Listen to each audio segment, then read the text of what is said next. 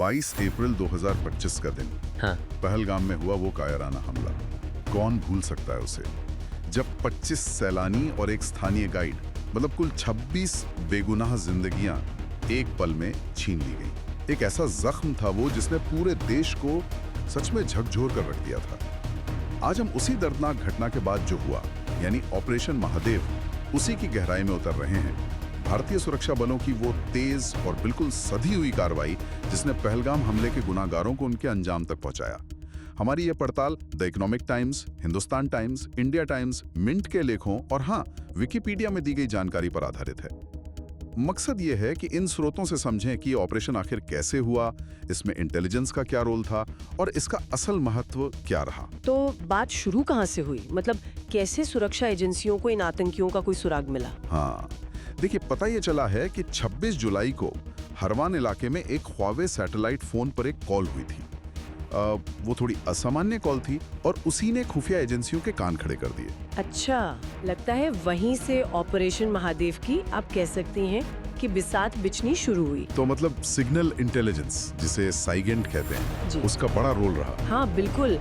गौर करने वाली बात ही ये है कि कैसे साइगेंट ने आतंकियों की एकदम सटीक लोकेशन पता लगाने में मदद की। ये दिखाता है कि आजकल आतंकवाद से लड़ने के अभियानों में टेक्नोलॉजी कितनी जरूरी हो गई है। इसी साइगेंट के जरिए उनकी लोकेशन मिली हरवान के घने जंगलों में। अच्छा, तो सिग्नल मिल गया, लोकेशन पता चल गई, उसके बाद जमीन पर क्या कार्रवाई हुई? फिर आया 28 जुलाई का दिन, 2 दिन बाद। सुबह का वक्त था, करीब 11 बजे। 11 बजे। हाँ, सेना की 24 राष्ट्रीय राइफल्स मतलब RR, 4 पैरा स्पेशल फोर्सेस यानी SF, CRPF भी थी और जम्मू कश्मीर पुलिस भी।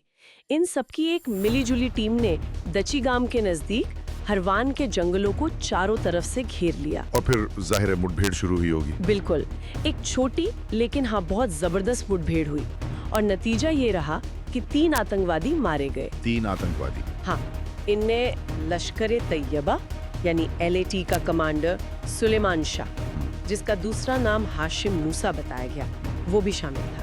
और यही पहलगाम हमले का मास्टरमाइंड माना जा रहा था। सुलेमान शाह, मतलब मास्टरमाइंड मारा गया? ये तो बहुत बड़ी कामयाबी थी। बिल्कुल, उसके साथ अबू हमजा, जिसे अफगान भी कहते थे, और यासिर, जिसका कोड नेम जिब्रान था, वो दोनों भी मारे गए। तो अधिकारियों ने इसकी पुष्टि कैसे की? मतलब ये कि यही वो लोग थे और LAT से जुड़े थे?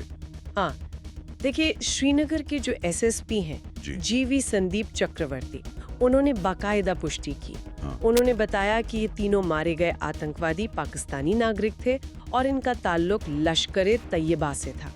ये एक प्रतिबंधित आतंकी संगठन है, जैसा हम जानते हैं। और सुलेमान शाह की पहचान पहलगाम नरसंहार के मुख्य साजिशकर्ता के तौर पर पक्की हुई। तो इस कनेक्शन ने ऑपरेशन की सफलता पर एक तरह से मुहर लगा दी। और इनके पाकिस्तानी होने का क्या कोई और सबूत मिला? मतलब मुठभेड़ की जगह से कुछ बरामद हुआ? हाँ, यहीं पर एक चौंकाने वाली बात सामने आई। मुठभेड़ वाली जगह से पाकिस्तानी वोटर ID कार्ड मिले। Voter ID card? सच में?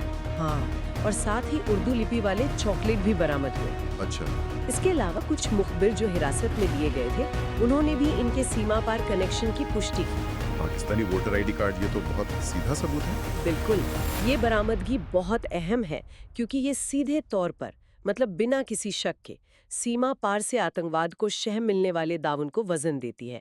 ये ऐसे ठोस सबूत हैं जो न सिर्फ इन आतंकवादियों की पहचान बताते हैं, बल्कि उनके पीछे जो सपोर्ट नेटवर्क है उसकी तरफ भी इशारा करते हैं। तो ये सारी कड़ियां जोड़कर देखें तो पूरी तस्वीर क्या बनती है? सरकार का इस पर क्या कहना था? अगले ही दिन 29 जुलाई को केंद्रीय गृह मंत्री अमित शाह ने लोकसभा में इस पूरे ऑपरेशन की जानकारी दी। उन्होंने मारे गए आतंकवादियों की पहचान की पुष्टि की, पहलगाम हमले को एक बेहद क्रूर हमला बताया और इस बात पर जोर दिया कि इस कामयाबी के पीछे कई एजेंसियों की खुफिया जानकारी, बहुत सटीक प्लानिंग और हाँ, फोरेंसिक सबूतों का भी बड़ा हाथ था। तो ऑपरेशन महादेव सिर्फ एक जवाबी कार्रवाई नहीं थी, बल्कि ये एक तरह का संदेश भी था। निश्चित रूप से। यहाँ सबसे आकर्षक बात यही है कि ऑपरेशन महादेव क्या संदेश देता है। ये साफ करता है कि भारत के नागरिकों पर हुए किसी भी आतंकी हमले का जवाब पूरी ताकत और सटीकता से दिया जाएगा। निर्णायक जवाब, इस ऑपरेशन ने ये भी दिखाया कि कैसे रियल टाइम सिग्नल इंटेलिजेंस, जमीनी मुखबिरों से मिली जानकारी और अलग-अलग सुरक्षा एजेंसियों के बीच कितना बेहतरीन तालमेल हो सकता है। हाँ बिल्कुल, यानी ये हमारी सुरक्षा एजेंसियों की मुस्तैदी और एक इतने हाई प्रोफाइल आतंकी मॉड्यूल को उसे खत्म करने की उनकी काबिलियत का सबूत था। बिल्कुल सही कहा आपने। ऑपरेशन महादेव बेशक एक बड़ी सफलता थी, बहुत बड़ी, जिसने देश को दहलाने वाले पहलगाम हमले के दोषियों को सजा दी। लेकिन ये हमें उन 26 बेगुनाह लोगों की याद भी दिलाता है जिनकी जान उस हमले में चली गई थी। वो दर्द, हाँ, ये उस गहरे दुख और गुस्से का आईना है जो ऐसी त्रासदियों के बाद होता है। और साथ ही ये हमारे सुरक्षा बलों के फौलादी इरादों को भी दिखाता है। हाँ, न्याय की तरफ ये एक जरूरी कदम था, पर उन परिवारों का दर्द जिन्होंने अपनों को खोया, वो शायद कभी कम न हो। सही कहा। हाँ, और ये हमें सोचने पर भी मजबूर करता है।